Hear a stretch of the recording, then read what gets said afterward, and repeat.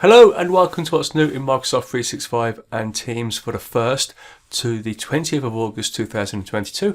I have updates for Forms, OneDrive, SharePoint, Teams and a handful from around Microsoft 365 as well. We're going to start off with Forms. The first one is the ability to convert a Word or PDF document into a Microsoft form. So you can see here on the screen we've got this new option here to do a quick import, and then we can upload our document, and it can be in a PDF or Word format. Now I can see this being useful if you are collaborating with a colleague who doesn't use forms. You can create it in Word in a nice simple format and then push it into Forms. You can edit it and work on it afterwards. Now I've heard some mixed reports about this, and someone said it's not a great experience. Maybe we just need to get used to the best format for uploading, and then it'll be more useful.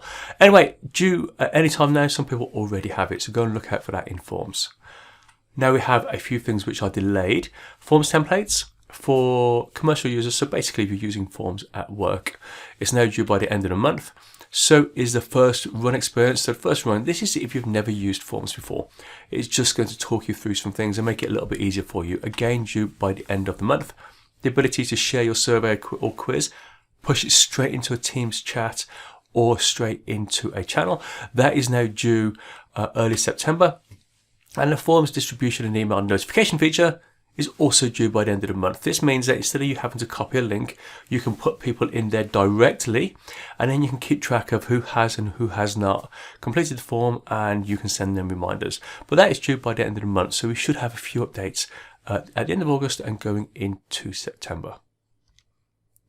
Okay, so OneDrive, this new activity column in OneDrive. So this is the My Files list view. So for activity where people have commented or edited or shared or outmentioned, and I've put this arrow here, guys, I'm just really guessing where this column is going to be. But I think it's going to be a really nice way of you keeping up to date with files which you have shared with other people for collaboration. It's going to make that a whole lot easier for you. And that is due late August into mid-September. So from the next couple of weeks onwards, then start looking out for that new column.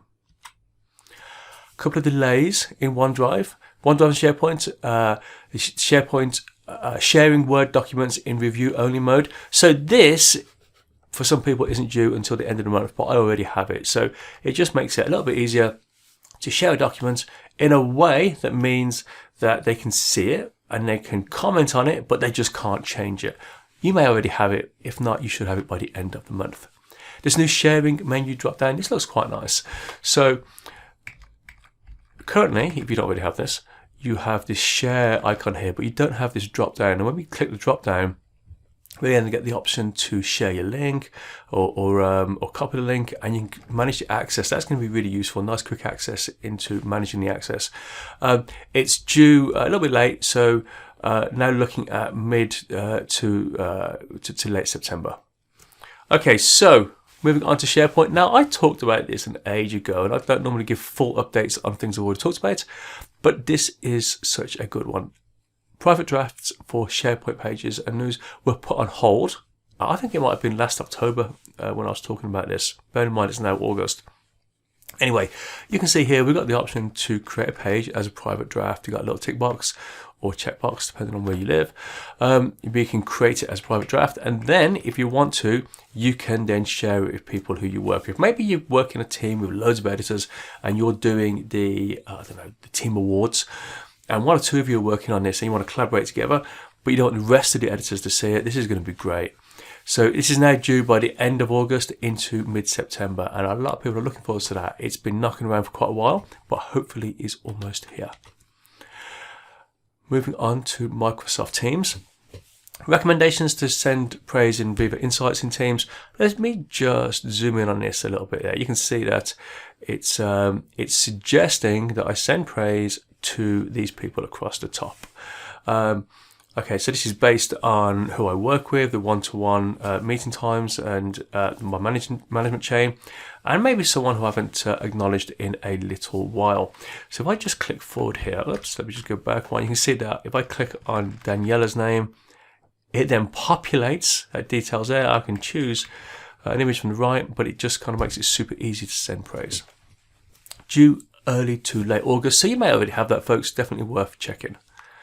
Okay, so some bite-sized updates for Teams now. The ability to start a Teams chat with distribution groups, email-enabled security groups, and Office 365 groups. It's still subject to the same limits on the amount of people that can be in a chat, but that is due by the end of the month. The ability to pre-assign channel members to breakout rooms. So this is for if you're having a channel meeting, you can set your breakout rooms, and you can put channel members into the breakout rooms in those channel meetings. Hopefully that makes sense, in advance. So that's a small tweak, but might work really nicely depending on how you use breakout rooms for your channel meetings. A delay to the speaker coach. I'm really looking forward to this, folks, because those of you who have been watching for a while, you know I'm prone to maybe speaking a little bit too quickly. Like a lot of people have some filler words, you get ums and ahs. So I'm really looking forward to that. But it's due now mid-September. And a little bit of a delay on the automatic ending of stale meetings. So hop over to the blog to have a full look at what this is about. But if there's only one person on a meeting and it's sat there for 10 minutes, you'll get a pop-up asking, is the email still active? And if it doesn't get clicked, then it'll end. If you do click it, then it doesn't. Look out for that, folks. Middle of September to late October. Just a note on that, actually, when I was telling some people about this, they didn't like it because they log in and they kick off meetings for other people, and they log in real early, get it all set up, and then go off and do their thing. So it may be that one or two people have to just tweak their way of working. What else do we have here? Modern meetings and calls in the Microsoft Teams web client. So you know that there's been a different meeting experience for the application version of Teams and the browser version of Teams. Now I know of a client that have to, for reasons I'm not going to explain, but some people have to use Teams in the browser, and I think they're really looking forward to having the same experience as the app people. Well, let's hope it's the same experience, definitely better.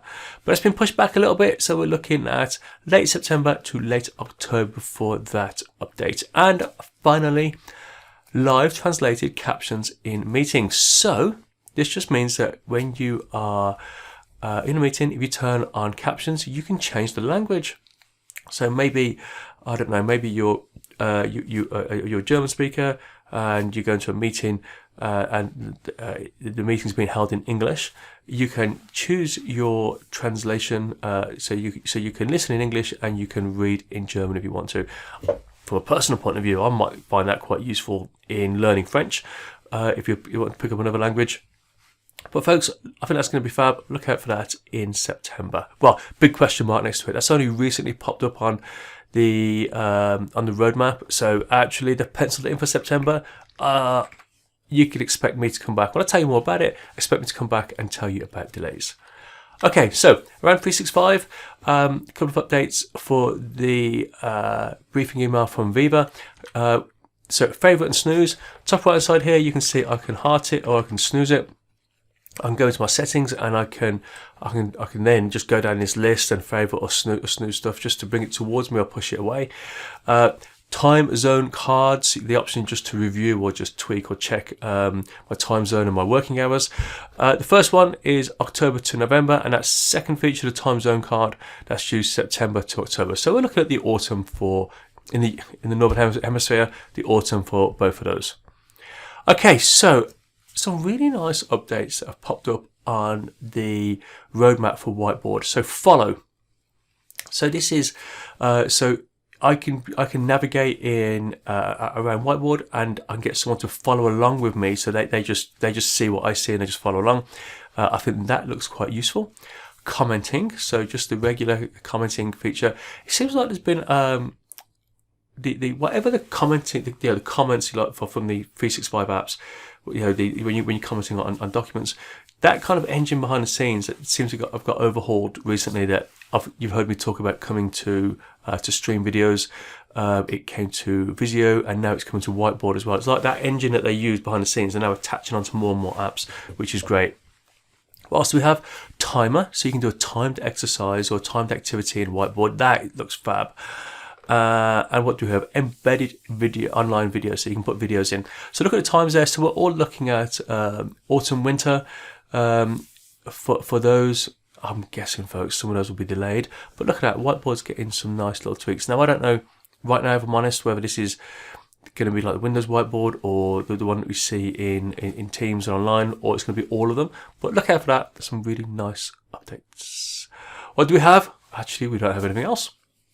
So fairly quick, but there's a lot more on the blog. If I just have a closer look at the blog, there's more topics on there. There's also, for the topics I have covered, there's more delays, more things to look forward to, some more bite-sized, trying to keep the video a little bit shorter. So hop over there and have a look at that. You can keep up on Facebook, Twitter, YouTube, LinkedIn, podcast, the blog, sign up for the newsletter online if you want to. Search anywhere, Super Simple 365, and you should find my channels. Folks, that's it for this week. Hopefully you found that useful. Hope to see you in a couple of weeks.